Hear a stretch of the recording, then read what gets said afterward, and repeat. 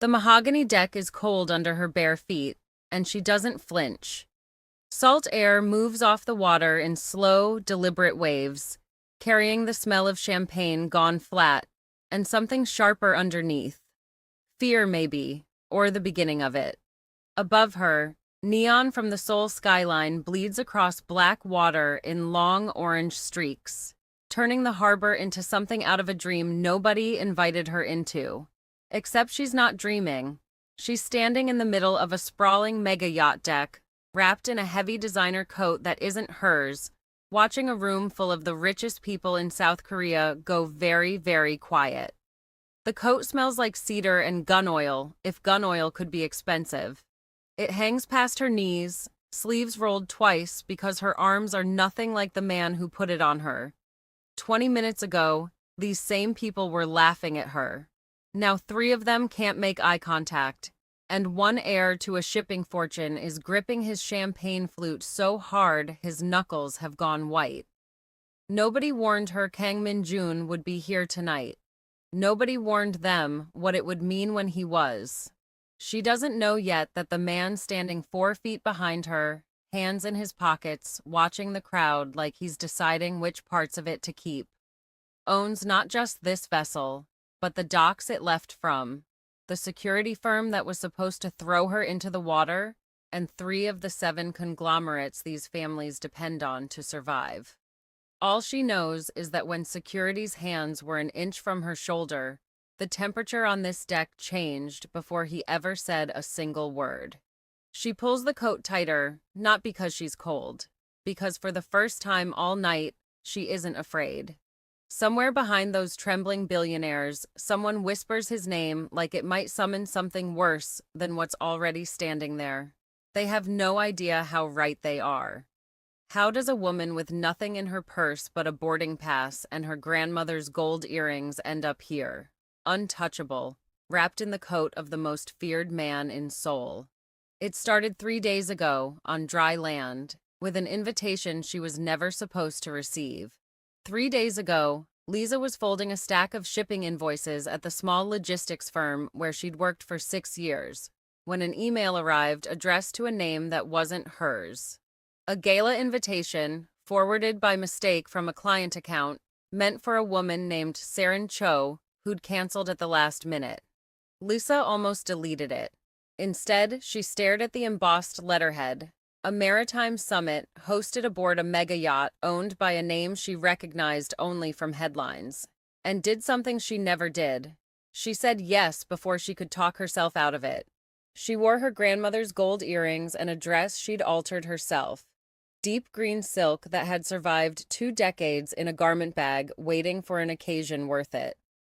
When she stepped onto the private dock at the harbor, past a line of black cars longer than her apartment building, nobody stopped her.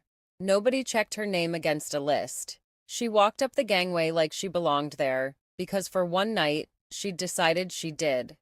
The deck was already full when she arrived. Crystal, orchids flown in that morning, a string quartet playing something nobody was listening to. She found a quiet corner near the railing and watched the water, grateful for a moment alone in a place built for people who never were. That's where Yuna Bayek found her. Yuna arrived with 2 other women trailing her like matched accessories, all 3 dressed in the kind of restraint that costs more than most people's rent. She looked Lizza over once, slow, the way you'd inspect something left behind by a caterer. "I don't remember seeing your name on the list," Yuna said, loud enough for the nearest cluster of guests to turn. Lizza kept her voice even. "I was invited." "By who?" One of Yuna's friends laughed before she'd even finished the question, and it spread outward, guest to guest, the way ridicule always finds an audience faster than kindness does. A waiter passed with a tray of red wine. Yuna took a glass, tilted it, and let it go. Not thrown, just released, like gravity was the one making the choice. It caught Lizza's shoulder and bled down the green silk in a long, dark stain. "Careless of me," Yuna said, and didn't sound sorry at all. Lizza didn't gasp, didn't reach for a napkin or beg the room's sympathy. She set her jaw, looked at the stain, then looked back up, calm in a way that seemed to unsettle Yuna more than tears would have. "You should go," Yuna said, quieter now, the smile gone thin. "This isn't your world." It was Yuna's cousin, Tai Yang, heir to a shipbuilding fortune and drunk enough to think it made him clever, who waved two security guards over.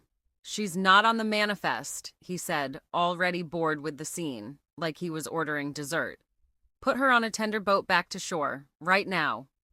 One guard's heavy hand clamped onto Lizza's arm, beginning to drag her toward the gangway. She didn't fight or plead.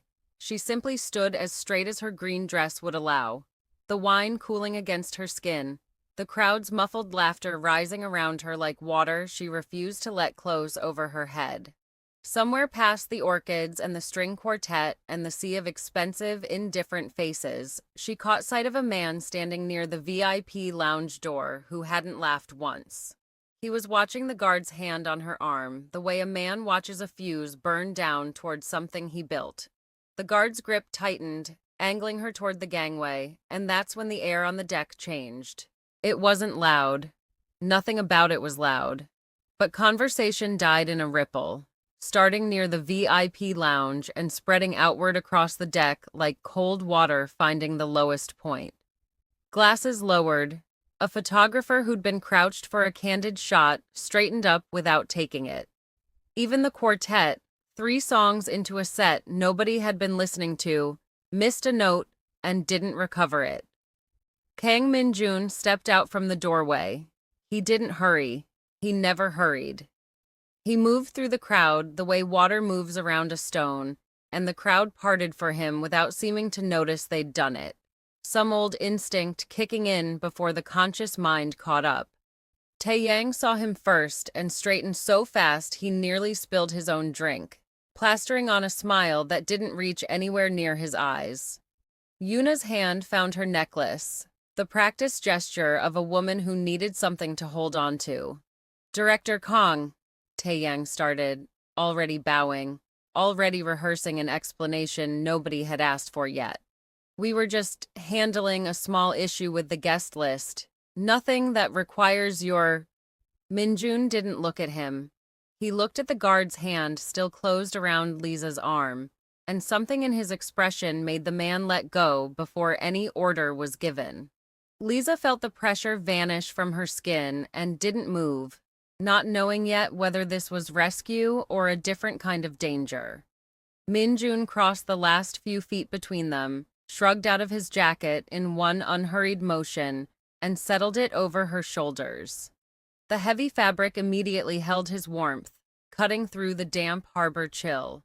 He acted as if settling his coat over her was the only reasonable thing to do with an evening, as if the wine stain and the guards and the 200 watching faces were details beneath his concern. "You're cold," he said, quiet enough that only she could hear it, though the whole deck strained to listen. Lizza looked up at him, startled by the gentleness of it, so at odds with the stillness that had rearranged the entire party around him. "I'm fine," she said, because it was the only true thing she could manage. "You're not asking permission," he said softly. "I'm telling you." Behind him, Taeyang tried again, louder this time, with the forced confidence of a man who'd never once had to consider that his name might not be the biggest one in a room. "Director Kang, respectfully, this woman isn't on the manifest. Security was only doing their—" Min-jun turned, just his head, unhurried, looking at Taeyang the way a man looks at a number he's already calculated and doesn't need to check twice. "This is my vessel," he said. His voice didn't rise. It didn't need to.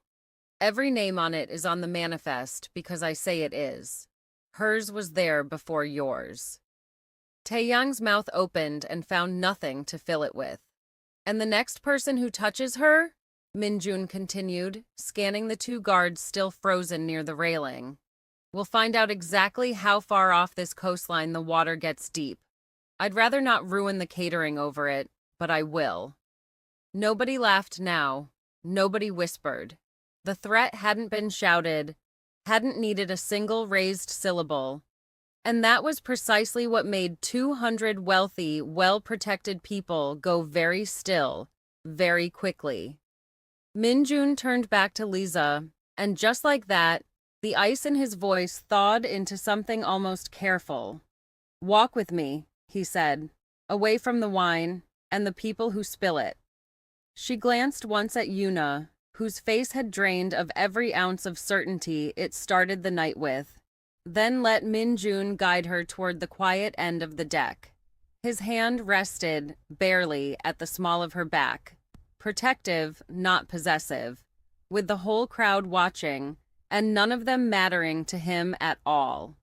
He led her past the string quartet, now playing with the particular stiffness of musicians who just watched something they didn't understand and weren't sure they were allowed to react to, and into a smaller salon just off the main deck. Floor-to-ceiling windows framed the harbor lights. A table sat prepared for two, though Lizza would have sworn 30 seconds ago it hadn't existed at all. "Sit," Min-jun said, pulling out a chair, and then, catching himself, softened it. "If you'd like to." She sat.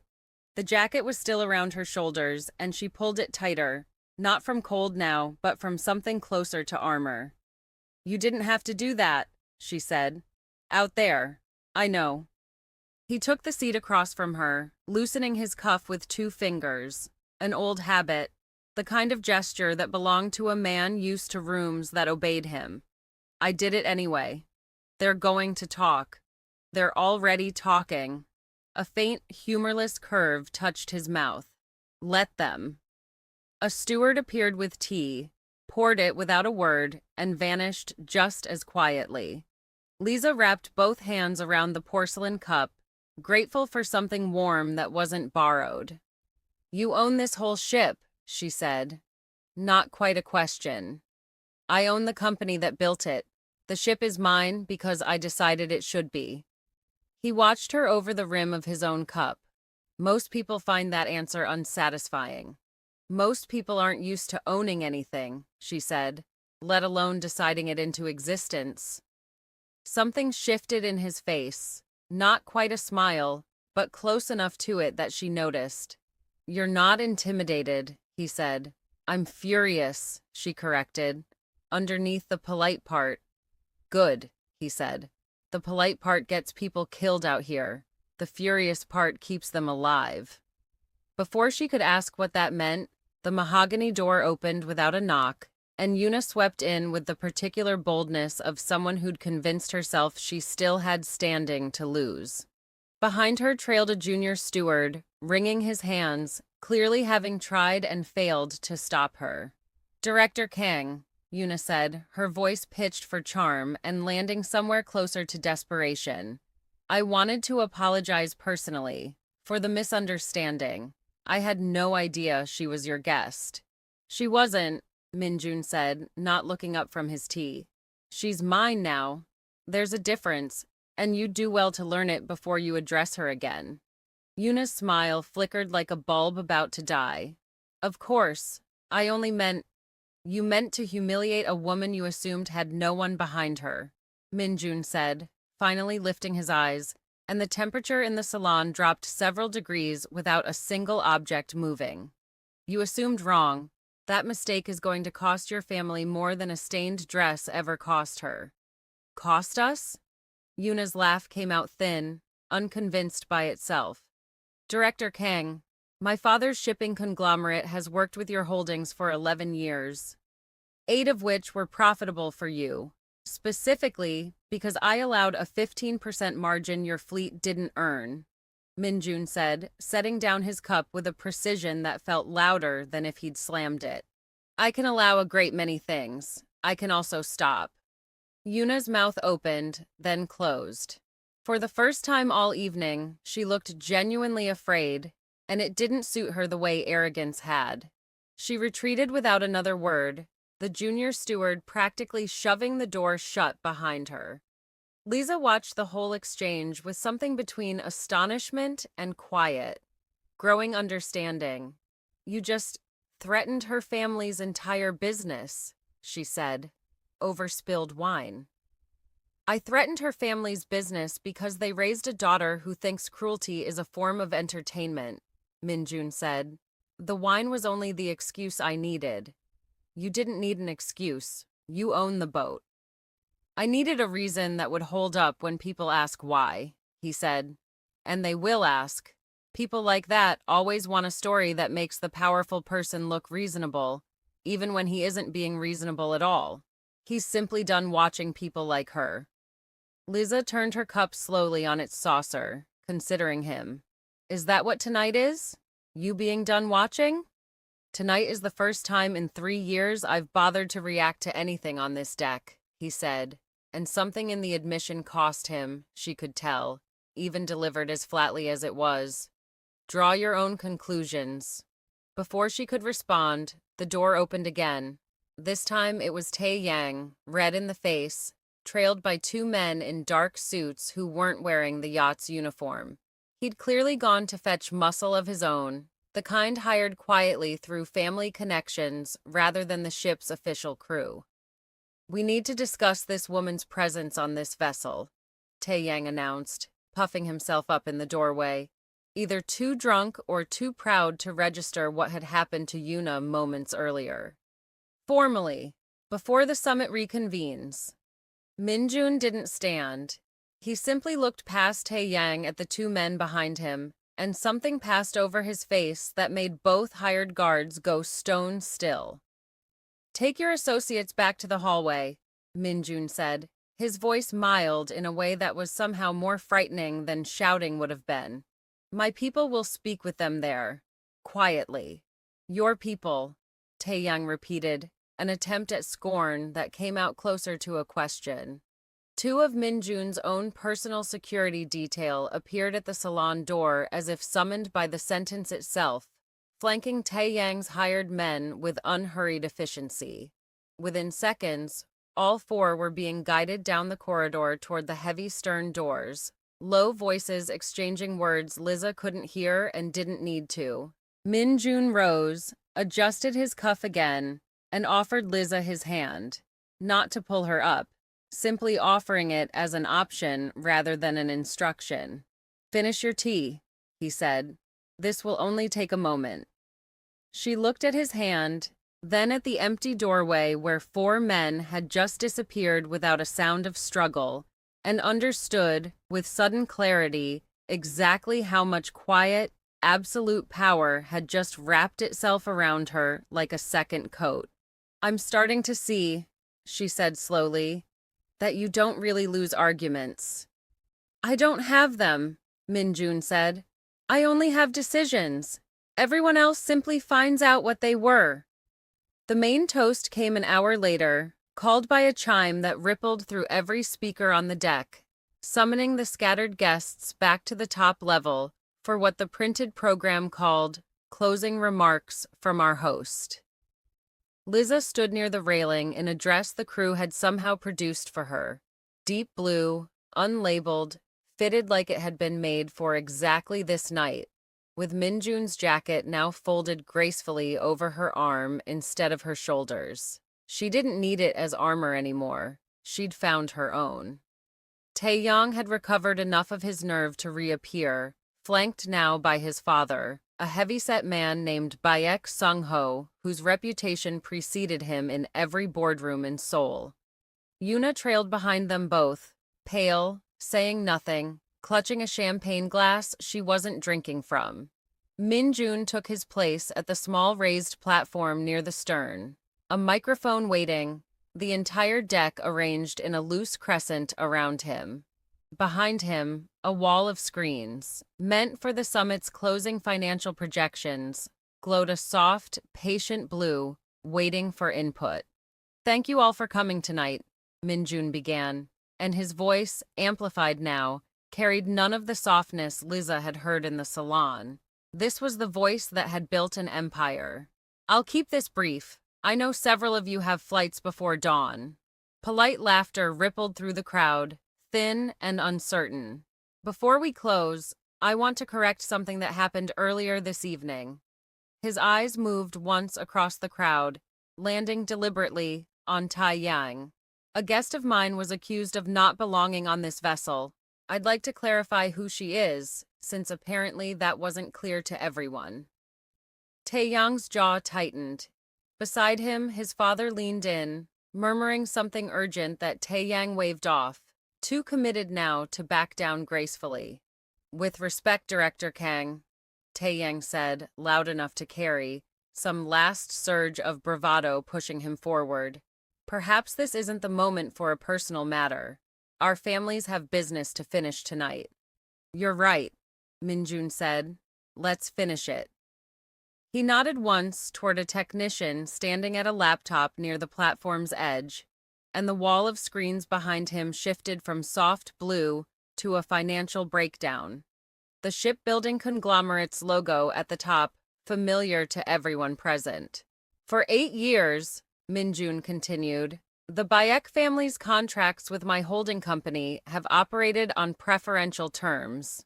Terms I extended out of respect for a business relationship I believed was built on more than convenience. He let that sit a moment. Tonight, I learned exactly what kind of household that relationship was funding. Sung-ho's face had gone the color of old parchment. Director Kong, whatever occurred between the young people is a reflection of the household that raised them, Min-jun said, cutting him off without raising his voice. I don't do business with households that think cruelty is a form of sport. Effective immediately, all contracts between my holdings and Bayek Shipbuilding are terminated. A collective gasp rippled through the crowd as the screen behind him updated in real time. A line item, a massive dollar figure, a status changing from active to terminated in stark red letters visible to every guest on that deck. Director Kang, you cannot possibly... Sung-ho started, but the screen had already moved on, displaying a second contract. This one belonging to Yuna's modeling and brand endorsement deals with luxury lines Min-jun's holdings controlled. This one's smaller, Min-jun said, almost gently, looking at Yuna now instead of her father. But I imagine it matters more to you personally. Yuna's champagne glass slipped from her fingers and shattered on the mahogany deck. Nobody moved to clean it. Nobody dared look away from what was happening. You can't do this over spilled wine, Taeyang said, his voice cracking now, all bravado gone, replaced by pure panic. I'm not doing this over wine, Min-jun said. I'm doing this because your family assumed a woman without a title or a fortune had no value and therefore no protection. I'm here to correct that assumption publicly, since you were so eager to humiliate her publicly. He turned, finally, finding Lizza in the crowd. Something in his expression softened, even as his voice stayed steady for the rest of the room to hear. This vessel, he said, the design, the commission, 3 years in build, was never intended for a business summit. It was built as a gift for a woman I hadn't met yet, because I refused to believe someone worth building it for didn't exist. I met her tonight, wearing a stained dress, standing straighter than anyone else on this deck. The silence that followed had immense weight to it, a held breath spreading outward across 200 people who suddenly understood they had witnessed something extraordinary. Baek family, Min-jun said, turning back to Sung-ho and his children. Your cars are waiting at the dock. I recommend using them before I decide the harbor water needs testing for something other than salinity. Security guards appeared at the edges of the platform, unhurried and precise. Taeyang opened his mouth once more and found, for the second time that night, absolutely nothing worth saying. Yuna simply turned and walked, her heels loud against the sudden silence, her father trailing behind her toward the gangway, stripped in front of everyone who mattered to them of the one thing they'd built their whole lives on, the assumption that no one above them would ever say no.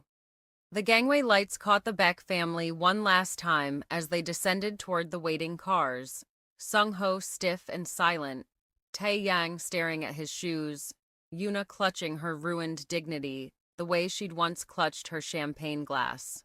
Nobody on the deck said a word until the last car door closed and pulled away into the neon-streaked dark, taking with it 8 years of assumed superiority in under 4 minutes.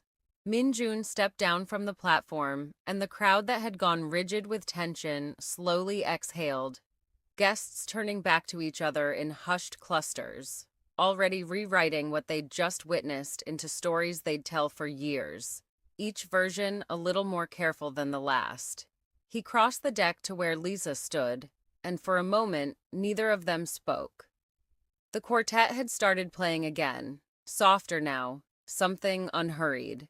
"You didn't have to do all of that," she said quietly. "The contracts, the screens, any of it." "I know," he said, echoing the words from the salon, and this time there was no distance in them at all. "I did it anyway. People are going to talk about tonight for a long time. Let them," he said. "For once, they'll be talking about something true." He offered his arm, and she took it without hesitation this time. No longer wrapped in his jacket, but standing beside him as an equal. The two of them walking toward the quiet end of the upper deck, where the party's noise faded into the sound of water against the hull. The city spread out before them across the harbor, a horizon of light stacked against the dark, indifferent to everything that had just happened 30 feet away, and utterly beautiful anyway. "They'll ask why," Lizza said. "The rest of them. Why me? Let them ask." Min-jun looked out at the skyline instead of her, though his hand found hers on the railing, certain, unhurried. "I stopped needing to explain myself years ago. I only started wanting to, tonight." She studied his profile against the city lights, the same stillness that had frozen 200 people into silence, now simply quiet, simply present, aimed at nothing but her. "3 days ago, I was folding invoices," she said. "Now I'm standing on the deck of a ship you built for a woman you hadn't met. Now you're standing on the deck of a ship I built for you," he corrected gently. The rest was just waiting to catch up to the truth. Below them, the party continued without its two most powerful casualties, laughter returning slowly to a crowd relieved to have survived being reminded what real power looked like. But up on the quiet end of the deck, none of that mattered anymore. Only the water, the lights, and two people who'd found, in the space of one impossible night, exactly where they belonged.